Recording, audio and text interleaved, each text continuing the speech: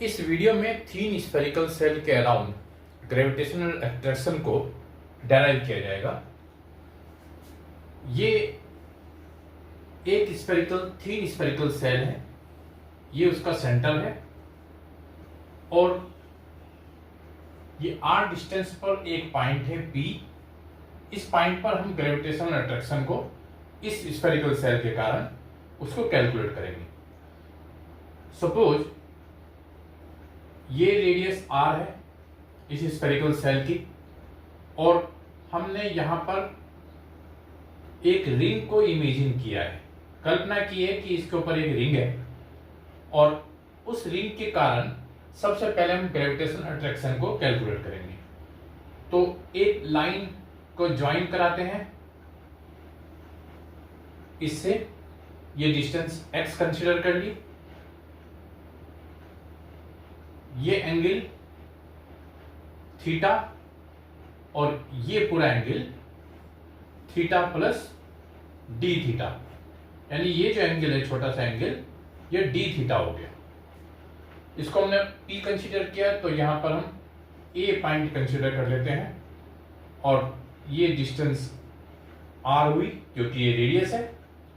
तो यहां पर सपोज इस जगह पर इस रिंग के कारण जो अट्रैक्शन होगा, ग्रेविटेशनल अट्रैक्शन, गुरुत्वाकर्षण, वो हमने DF कंसीडर कर लिया।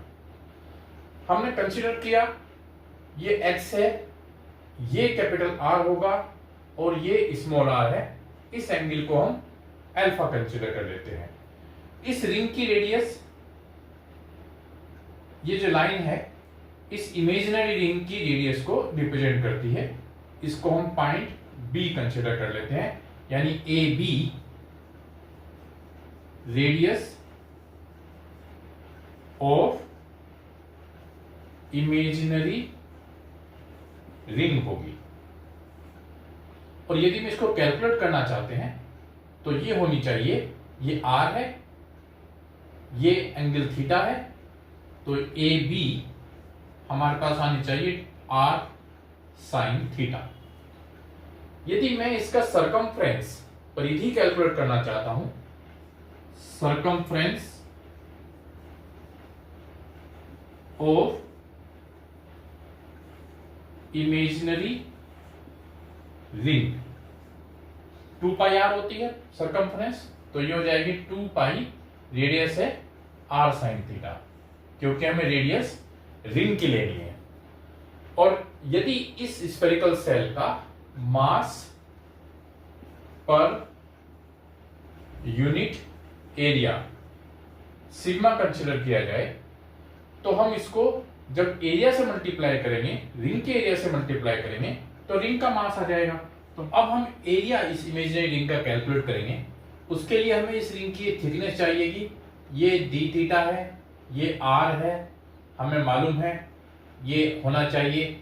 अगर ये ए है, ये बी है, इसको सी ले लेते हैं तो ए सी रिंग की थिकनेस को रिप्रेजेंट करती है और ये होनी चाहिए R into d theta. Angle होता है AC अपॉन R, तो AC हो जाएगा R डी थीटा, ये AC थिकनेस को रिप्रेजेंट करेगा। तो एरिया ऑफ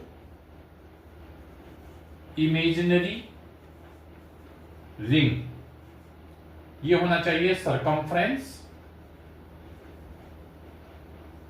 इंटू थिकनेस, और सरकमफ्रेंस हमारे पास है,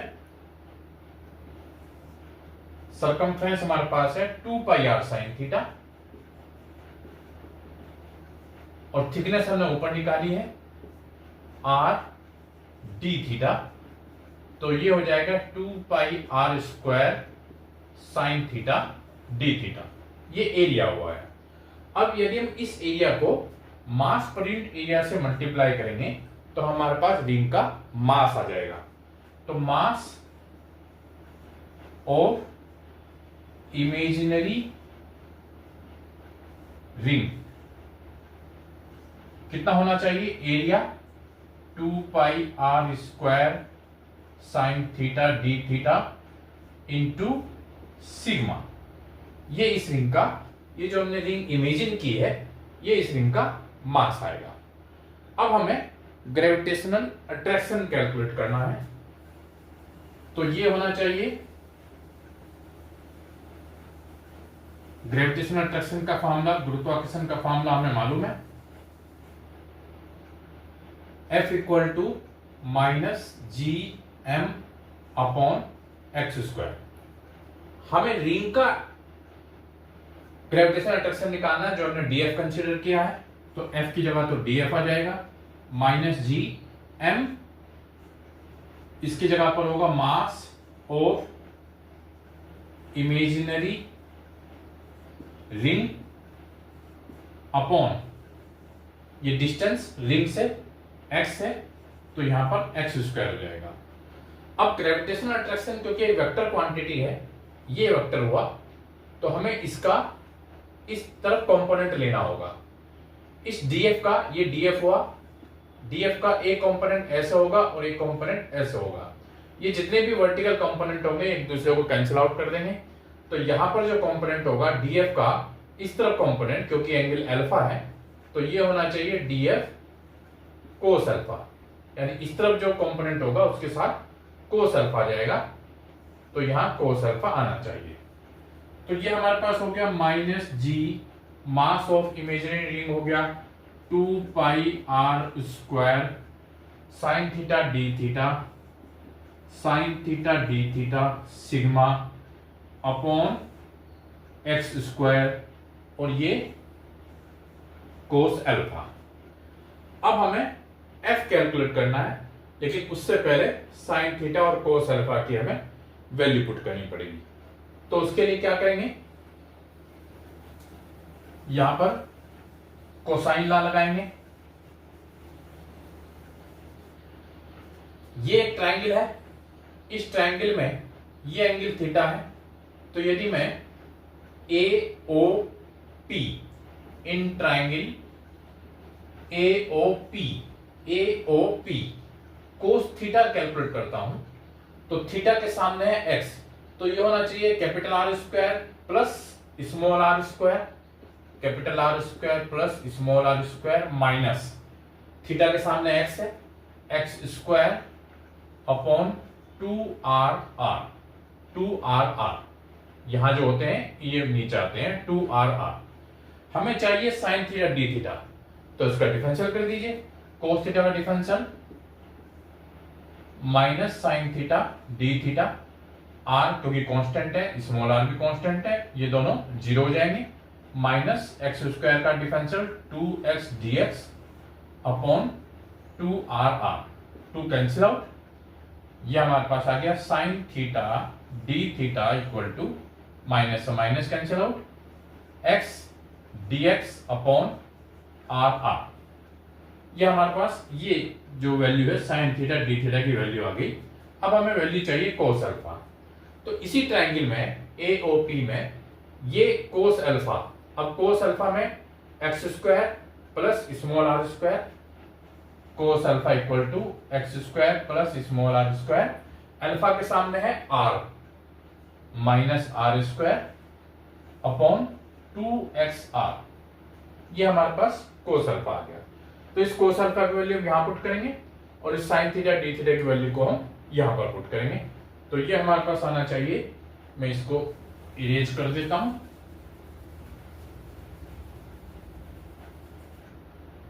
df इक्वल टू नीचे लिखा हुआ है minus G 2 pi are square, इस साइन थीटा डी थीटा की जगह हमने लिख दिया x dx upon capital R small r sigma, नीचे एक्स स्क्वायर पहले से ही है, और कोस अल्फा की जगह आ गया X square plus R square minus capital R square upon 2xr, 2 cancel out,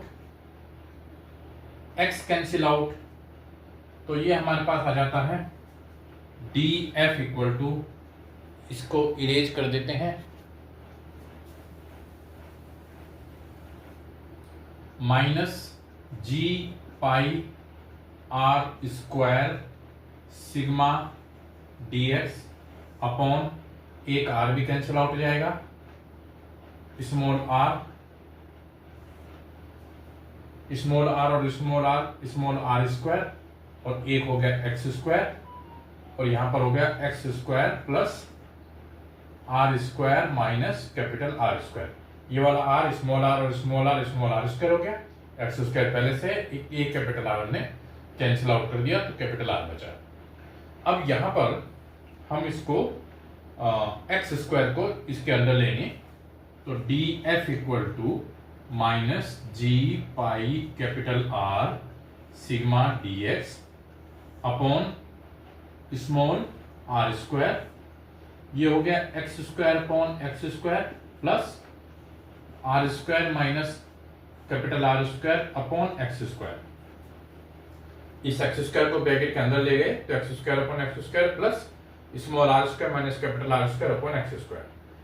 तो X square upon x square 1 हो गया, इसको यहां से इरेज कर देते हैं।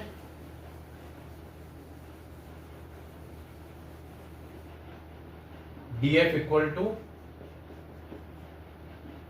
Minus G pi R sigma D X upon small are square bracket में x square upon x square 1 plus R square minus capital R square upon x square. अब हमें एफ कैलकुलेट करना है, तो एफ कैलकुलेट करने के लिए D F का इंटीग्रेशन होगा, या F equal to integration minus G pi R sigma D X upon R square 1 plus small are square minus capital R square upon x square. इस इंटीग्रेशन की term में X variable है, इसलिए इसका जो इंटीग्रेशन होगा एक्स के term में होगा। अब हमें इसकी लिमिट पुट करनी है। यहां पर हम एफ कैलकुलेट कर रहे हैं, ये डिस्टेंस स्मॉल आर है, इस सेल के कारण हम अट्रैक्शन कैलकुलेट कर रहे हैं, तो ये हो गया small R minus capital R, तो नीचे की लिमिट होगी small R minus capital R, और सेल कहां तक है, सेल यहां तक है, तो ये डिस्टेंस होगी स्मॉल आर सेंटर तक है ये, और ये डिस्टेंस होगी कैपिटल आर, तो small R plus capital R, तो ऊपर की लिमिट होगी small R plus capital R. ये अट्रैक्शन इस स्फेरिकल सेल के कारण है, इसलिए हमें लिमिट स्फेरिकल सेल से ही लेनी पड़ेगी। तो ये जो डिस्टेंस होगी स्मॉल आर, इसमें से R capital R cancel out हो गया, तो ये डिस्टेंस बची small R minus capital R, और यहां तक तो ये पूरी ये डिस्टेंस स्मॉल आर और ये डिस्टेंस कैपिटल आर, तो ऊपर की लिमिट होगी small R plus capital R. अब क्योंकि ये इंटीग्रेशन एक्स के रिस्पेक्ट में है, तो G pi R sigma small are square ये सब कांस्टेंट होंगे, तो ये हमारे पास आ जाएगा F equal to minus G pi R sigma upon R square, ये कांस्टेंट हो गए, integration 1 plus small are square minus capital R square upon x square, और साथ में आ गया ये डीएक्स क्योंकि एक्स के रिस्पेक्ट में वेरिएबल है। अब हमें इसका इस टर्म का इंटीग्रेशन करना है, small R minus capital R small R plus capital R limit के साथ। तो इसका इंटीग्रेशन होगा F equal to minus G pi R sigma upon R square, इसका इंटीग्रेशन हो जाएगा डीएक्स का integration X plus R square minus capital R square, X square का integration X to the power minus 2 का integration होता है X to the power minus 2 plus 1 upon minus 2 plus 1, यानी minus 1 upon X, ये हो जाएगा X to the power minus 1 upon minus 1, तो minus यहां पर प्लस की जगह माइनस हो जाएगा 1 अपॉन एक्स, ये इसका एक्स स्क्वायर का इंटीग्रेशन होगा माइनस 1 अपॉन एक्स, और लिमिट यहाँ पर आर माइनस कैपिटल आर और आर प्लस कैपिटल आर है।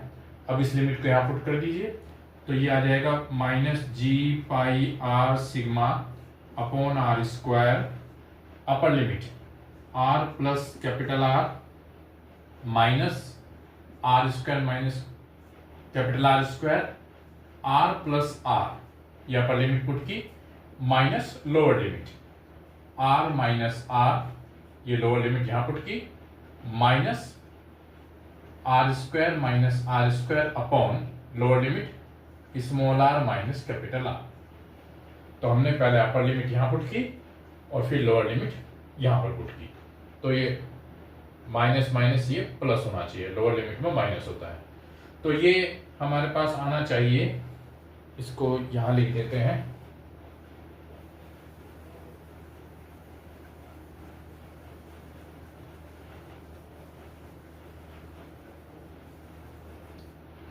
F equal to minus G pi R sigma upon R square minus G pi R sigma, ये हो गया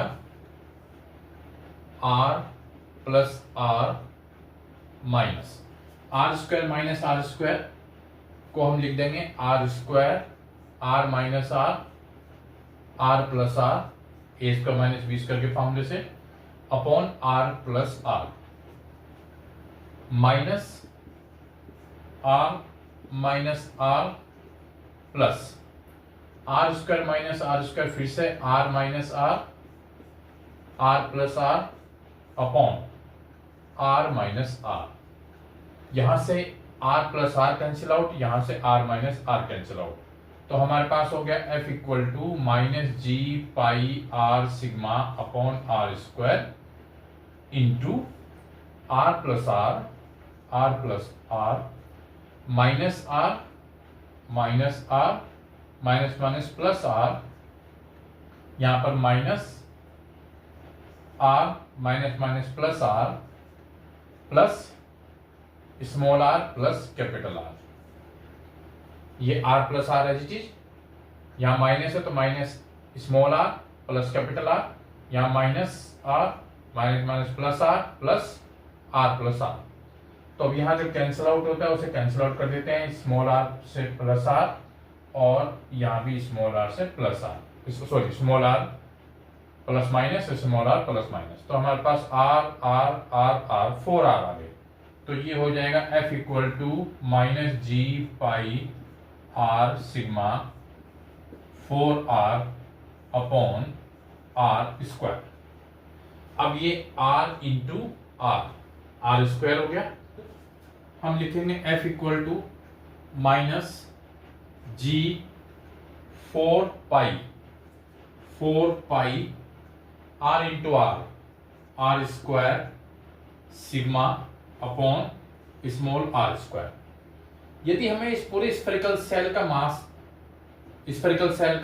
मास कैलकुलेट करना है, मास ऑफ स्फेरिकल सेल, तो जैसे हमने रिंग का मास कैलकुलेट किया था ऐसे ये भी आना चाहिए, area into mass per unit area. अब इसका एरिया है 4 pi are square, spherical shell का रेडियस आर है तो 4 pi are square into sigma, ये इसका मास हो जाएगा जिसको हम कैपिटल एम लिख सकते हैं। तो 4 पाई आर स्क्वायर सिग्मा ये मास हो गया। तो स्फेरिकल सेल का ग्रेविटेशनल अट्रैक्शन होना चाहिए G minus G capital M upon small are square. ये ग्रेविटेशनल अट्रैक्शन या गुरुत्वाकर्षण होगा एक थीन स्फेरिकल सेल के कारण इस पी पॉइंट पर। अब हम इसका दूसरा फेज देखते हैं। यदि ये पी पॉइंट इस स्फेरिकल सेल के अंदर होगा, यदि पी पॉइंट इस स्फेरिकल सेल के अंदर चला जाएगा तो केवल एक छोटा सा चेंज आएगा। ये जो स्फेरिकल सेल है सब कुछ वही रहेगा, ये इसका डायमीटर है, ये पॉइंट ओ था, ये हमने रिंग इमेजिन की थी,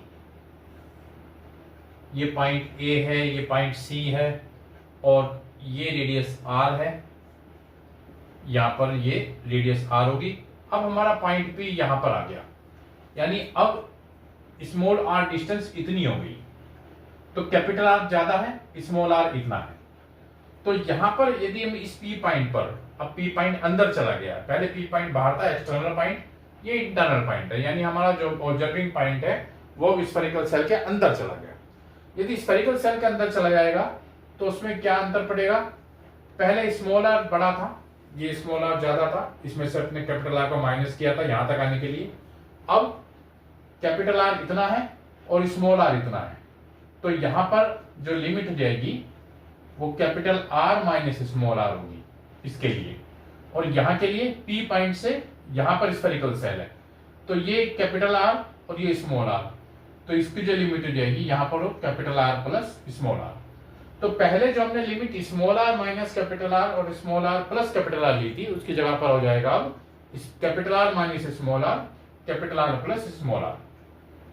तो हमने जो एफ लिया था minus G pi R sigma upon R square